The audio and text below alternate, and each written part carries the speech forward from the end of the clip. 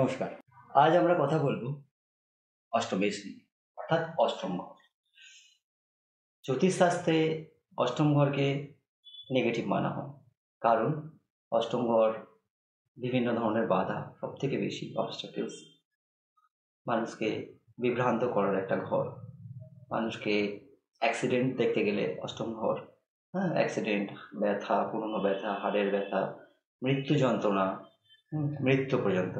তবে প্রত্যেকটা ঘর, প্রত্যেকটা হাউসের সাথে কানেক্ট থাকে। কোনো একটা হাউসকে আপনি ঠিক করতে গিয়ে অন্য হাউসের না দেখে যদি ঠিক করতে যান, সেভাবে ঠিক হয় না। তো প্রত্যেকটা ঘরের সাথে প্রত্যেকটা ঘরের একটা কানেক্টিং থাকে। যেমন ধরুন মৃত্যু, 8th হাউস, মৃত্যুর কারণ 3rd হাউস, ঠিক এরমভাবে। তো যাই হোক, নেগেটিভ আমরা অষ্টম ঘর নিয়ে পরবর্তী কোনো একটা ভিডিওতে কথা বলবো। আজ অষ্টমেশ নিয়ে কথা বলবো। অষ্টমেশ অর্থাৎ অষ্টম ঘরের রাশি লর্ড।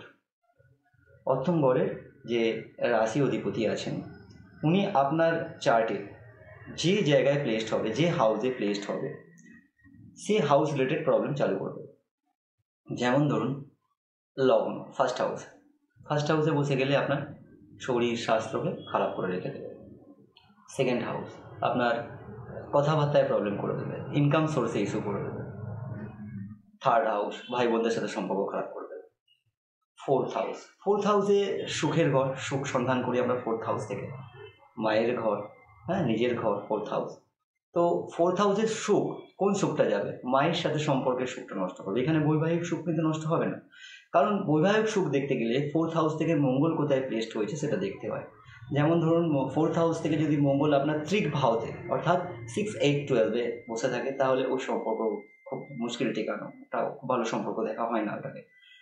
যদি কেন্দ্রে বসে ফোর্থ হাউস থেকে 1, 7, 10, সেক্ষেত্রে আপনার সম্পর্ক দারুণ হবে। বিবাহিক সম্পর্ক বা সুখ দেখতে গেলে আমরা ওখান থেকে দেখি। তবে এখানে বিবাহের প্রবলেম করবে না, এখানে মায়ের সাথে সম্পর্ক খারাপ করবে।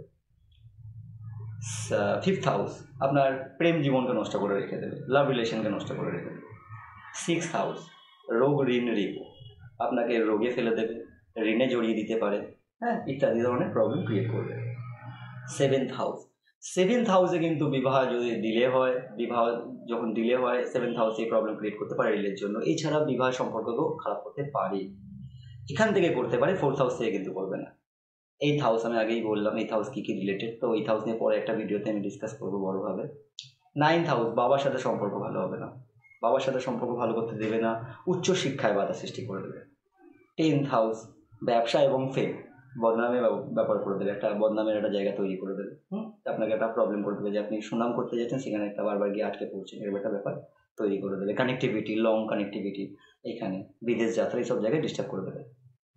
11th হাউস ডিজায়ারমেন্ট এত দিয়ে দেবে যে আপনি ফুলফিলমেন্ট করতে পারবেন না, এখানে একটা প্রবলেম করে দেবে। 12th হাউস খরচা বাড়িয়ে রেখে দেবে, যেভাবেই হোক আপনাকে খরচা করাবে, যে কোনোভাবে আপনাকে খরচা করতে থাকবে, মানে ডিস্টার্ব করে রেখে দেবে খরচা। তো এইভাবে আমরা ব্যাপারটাকে দেখব। জেনারেল প্রেডিকশানে জেনারেলভাবে যেটা দেখা যায় সেটাই আপনাদের সাথে শেয়ার করলাম, যে যদি কোনো কারণে অষ্টমেশ যে হাউসে বসছে সেই হাউসে রিলেটেড প্রবলেম দেয়, তো সেটা আমরা যেভাবে বলি ব্যবহারিক জীবনে সেই প্রবলেমটা জেনে নিয়ে আপনাকে সলভ করতে হবে। আপনি যখন জানলেন যে এই প্রবলেমগুলো আপনাকে দিতে পারে অষ্টমেশ, তো সেই প্রবলেমগুলো সলভ আপনি নিজে থেকেই করলেই ঠিক হবে। আবার দেখা হবে। Thank you.